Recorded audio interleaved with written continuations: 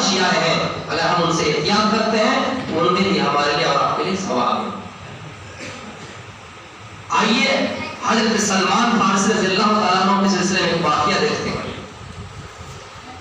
ایک مرتبہ کا واقعہ ہے. حضرت سلمان فارسی رضی اللہ تعالیٰ عنہ اپنے دوست کے گھر میں تشریف لائے. ان کے دوست کا نام ابو درداء.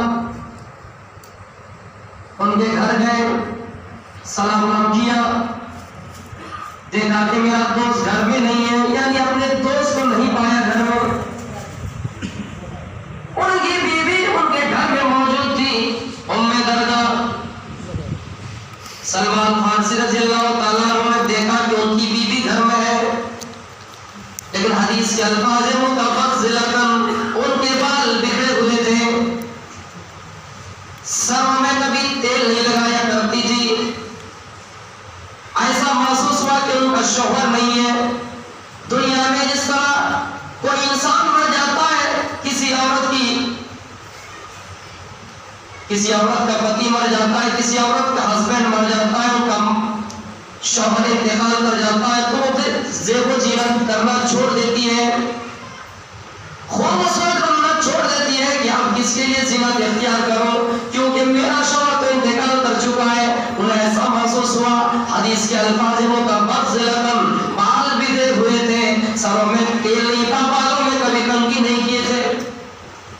پوچھا ماشاء کی, آئے ام درداء, آئے میری دوست کی پتنی, یہ تمہارا حال ایسا کیوں ہے, تم ایسے کیوں کیے ہو؟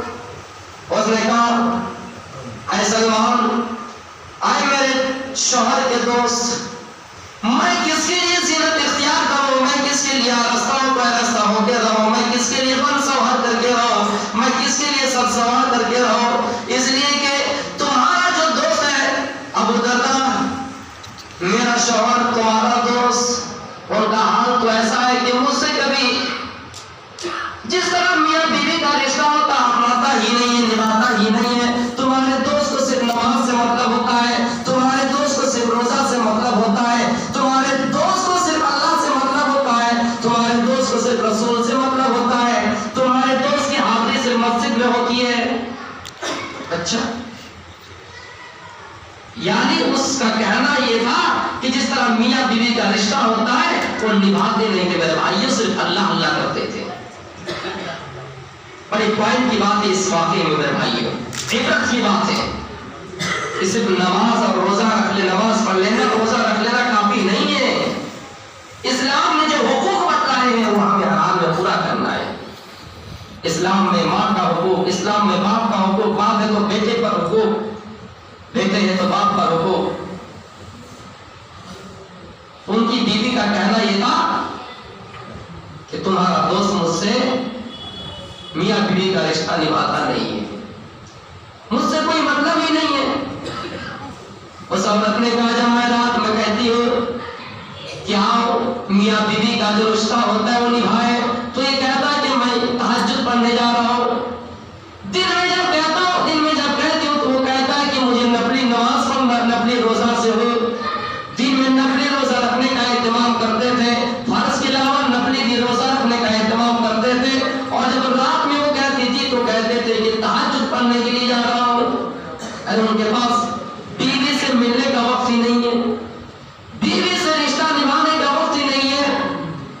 اے سلمان, میں کس کے لیے زینت اختیار کروں؟ سلمان نے کہا بھابھی اور محترمہ کیا واقعی ایسی بات ہے؟ کہا. وہ بیٹھے رہے, ان کے دوست کا انتظار کرنے لگے. اتنے میں ابو درداء تشریف لائے, مسجد وغیرہ سے کہیں سے باہر سے تشریف لائے. اپنے دوست کے لیے فصنع لہو طعاما, کھانا تیار کیا, دسترخوان بچھایا, پھر دونوں نے کھانا کھایا. نفلی روزہ توڑنے کا حکم ہے, نفلی روزے سے دونوں نے کھانا کھایا. میرے بھائیوں, کھانا کھانے کے بعد دیکھنے لگے, اپنے دوست کا رویہ دیکھنے لگے کہ حقیقت میں ان کی بیوی جو بات کہی ہے وہ جھوٹی ہے یا پھر کون کیا ہے. چلو جائزہ لے لیتے ہیں. ان کے گھر میں رک گئے. مغرب کی اذان ہوئی, دونوں مل کے نماز پڑھے.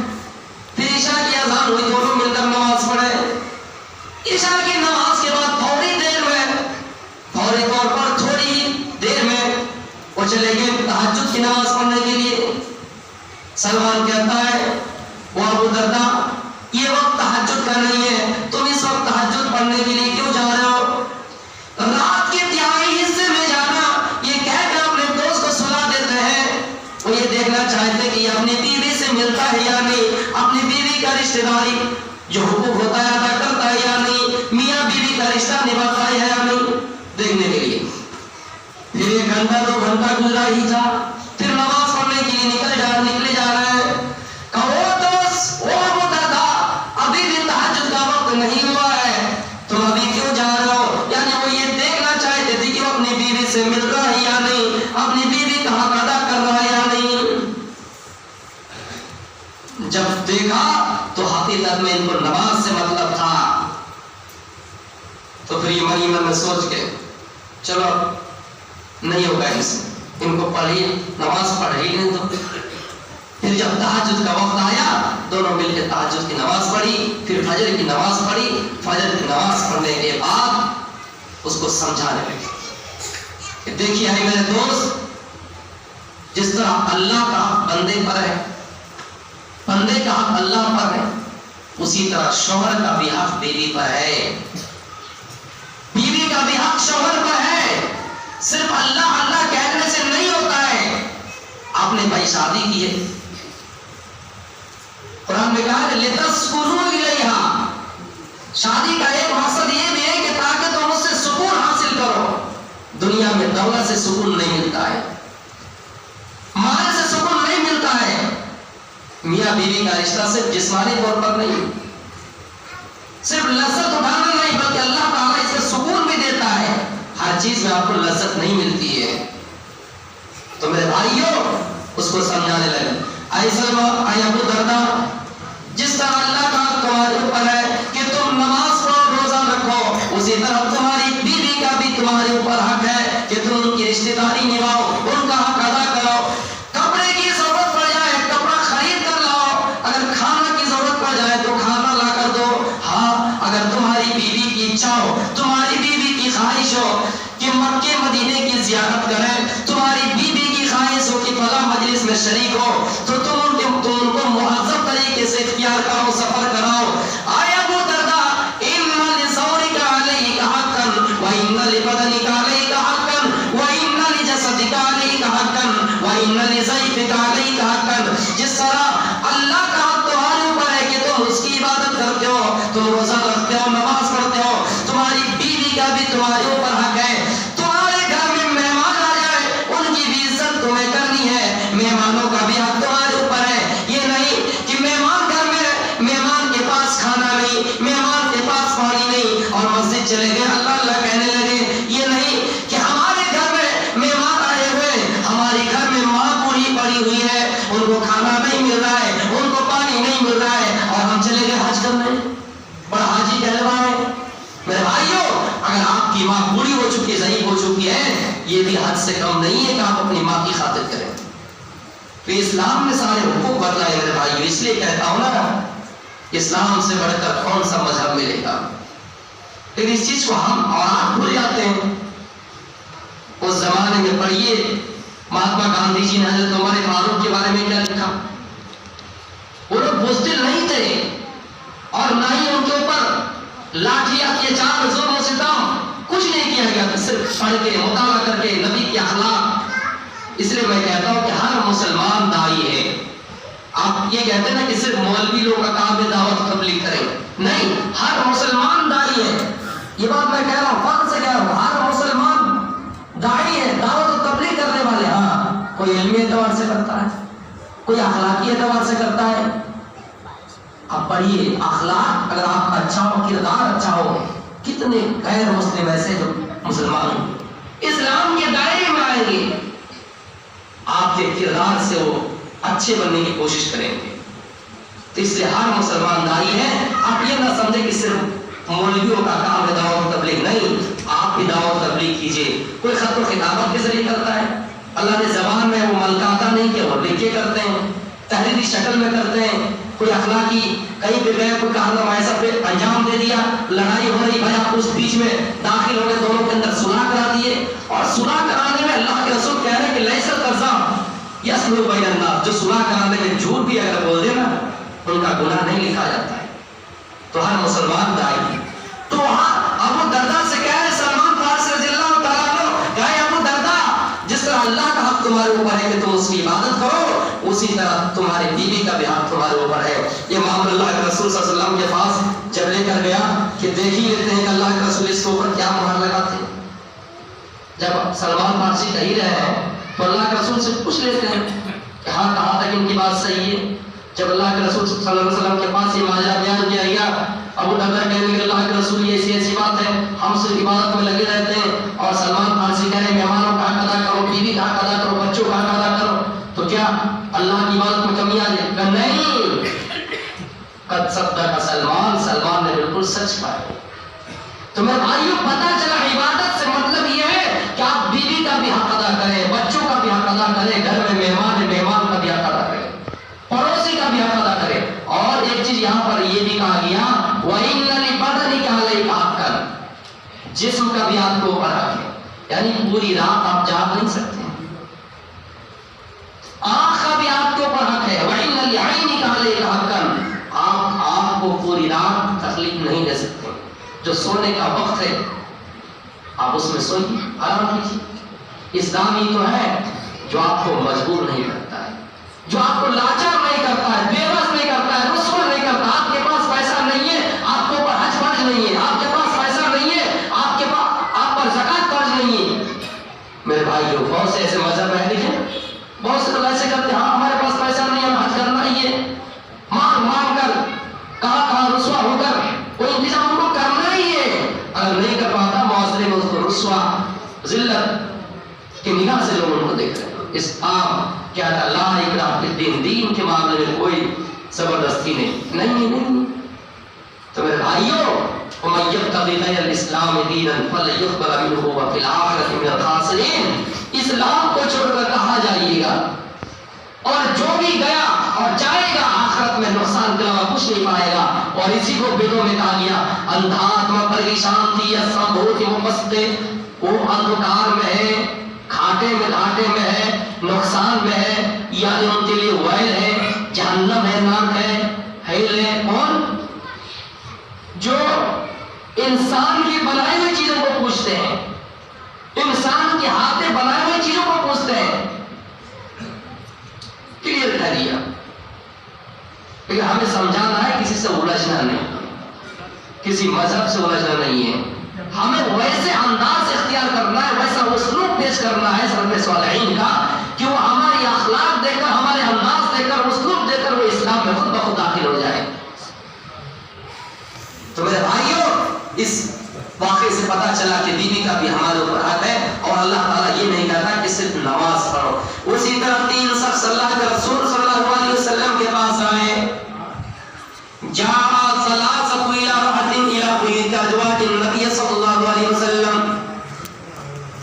3 جماعت اللہ کے رسول صلی اللہ علیہ وسلم کے پاس آئی اور کہنے لگی، ان کی بیویوں کے پاس آئے اور کہنے لگے کہ اللہ کے رسول کا کیسا عمل دن میں ہوتا ہے، دن میں کتنی نفلی نمازیں پڑھتا ہے، نفلی نمازوں کا کتنا اہتمام کرتے ہیں اللہ کے رسول.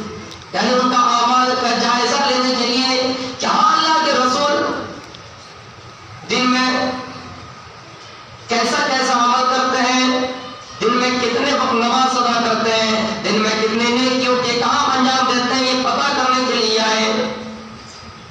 جب ازواج مطہرات نے بتایا کہ اللہ کے رسول فلاں وقت میں نماز پڑھتے ہیں، فلاں وقت میں قیلولہ کرتے ہیں، فلاں وقت میں آرام کرتے ہیں، فلاں وقت میں اپنی بیویوں کی دیکھ ریکھ کرتے ہیں، فلاں وقت میں پڑوسیوں کا حق ادا کرتے ہیں، ان لوگوں کو لگا کہ بہت ہی کم ہے، صرف اتنی ہی عبادت. ارے ہم لوگ کہاں، نبی کہاں، اور اللہ کے رسول صرف اتنی ہی عبادت. صرف اتنی ہی عبادت، صرف بہت کم لگا کہ 5 وقت نماز پڑھ لینا، پڑوسیوں کا حق ادا کر دینا، بچوں کو دیکھ ریکھ کرنا، جو بچے ہیں ان کے ساتھ نرمی سے پیش، صرف اتنا ہی عمل. تو ان تینوں نے کیا کہا تھا جانتے ہیں؟ ایک نے کہا انا اصلی اللیل ابدا، میں زندگی بھر نماز پڑھتا رہوں گا، ہمیشہ نماز پڑھتا رہوں گا. ایک نے کہا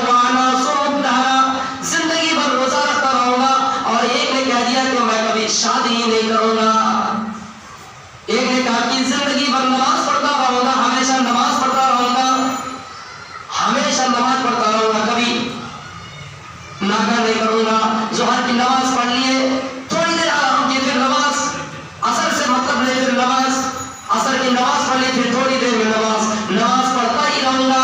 और दूसरे ने कहा वाला सोदारा, जिंदगी भर रोजा रखूंगा, ये नहीं देखूंगा कि रमजान के महीने में 30 रोजा, उसके बाद महीने में इस्तिताअत हो तो 3 रोजा, नफली नमाज, नफली रोजा 3 रोजा से किफायत कर जाएगा। वो ये नहीं सोचता, बल्कि वो ये कहता कि मैं जिंदगी भर रोजा रखूंगा। और एक ने कह दिया मैं शादी ही नहीं करूंगा, शादी करूंगा तो इबादत में कमी आएगी, शादी करूंगा तो बच्चों का इंतजाम करना होगा, शादी करूंगा तो बीवी घर में आई उनको भी खाना खिलाना होगा, शादी ही नहीं करूंगा तो पूरी जिंदगी इबादत में ही गुजार दूंगा। मेरे भाइयों, कैसे कैसे लोग मिले, ऐसे ऐसे लोग भी मिले, क्या कह रहे हैं, जिंदगी भर रोजा रखूंगा, हमेशा नमाज पढ़ता रहूंगा और शादी नहीं करूंगा। ऐसे वाले शादी करेंगे, बहुत से लोग आज भी हैं शादी नहीं करते हैं। भाई हम ईश्वर भक्त हैं, जंगलों में चले गए, पत्ते चबा चबा कर खा रहे हैं, पिकनिक मना कर खा रहे हैं, गुजर बसर वहीं पे हो रहा है, वहीं पे डेरा बना दिया गया, जगह बना दी गई है, वहीं पे बैठ दो।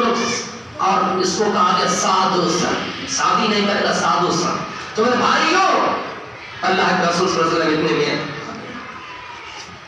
कहा है फला कि आपने ऐसी सी बात नहीं कहा।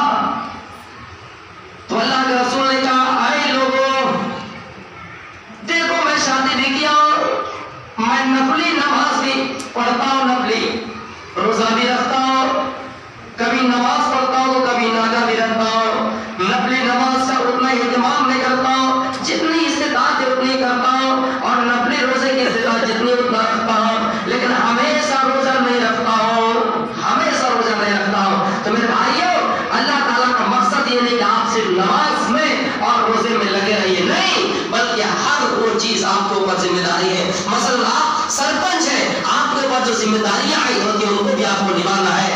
आप ये नहीं करिए कि भाई माशरे में कोई मामला ऐसा आ गया है सामने, जिसमें लड़ाई सामने है, करीब है कि आपस में तो जमातें लड़ जाए, करीब है कि मुठभेड़ दोनों जमातों का आमना सामना हो जाए और आप नमाज मशगूल है, नहीं, आपको शरीयत इस पर उभारती नहीं है। शरीयत आपको इसका भी मुकल्लफ करती है कि आप वहां जाइए, आपके ऊपर जरूरी है, आप माशरे के सरपंच हैं, आप माशरे के मेंबर हैं, आपके ऊपर जो जिम्मेदारी है वो आपको निभाना है।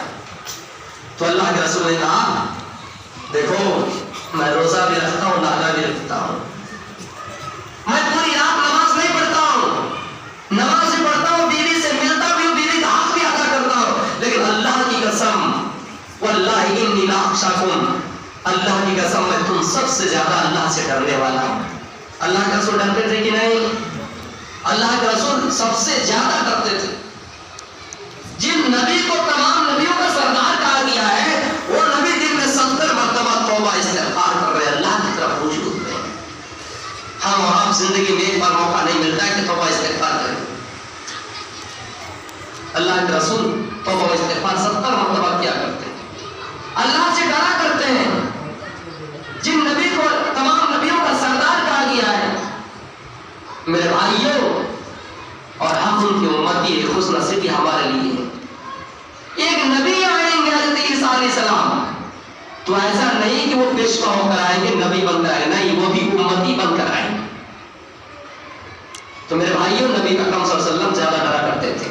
तो इससे पता चला कि आप जिंदगी भर रोजा नहीं रख सकते हैं। एक आदमी कहने लगे कि अल्लाह के रसूल मुझे आप इजाजत दीजिए, मैं जिंदगी भर रोजा रखना चाहता हूँ। आपने फरमाया तुम जिंदगी भर रोजा नहीं रख सकते हो, तुम एक काम करो, तुम 3 रोजे रख लो, महीना में 3 नफली रोजा रख लो। फिर नफली की बात करो, ऐसा नहीं कि आप रमजान का समझ बैठे। तो मेरे भाइयों, नफली 3 रोजा रख लो, एक रोजा 10 के मुकाबले में तुम्हारी नेकियों में बढ़ोतरी, 10 के मुकाबले में किफायत कर जाएगी वो नेकी। ये रोजा रख लोगे तो 10 रोजे के बराबर तुम्हें सवाब दे दिया जाएगा। उन्होंने कहा मैं इससे ज्यादा रखना चाहता हूँ, आपने इजाजत नहीं दी। तो मेरे भाइयों, पता चला अल्लाह ताला इस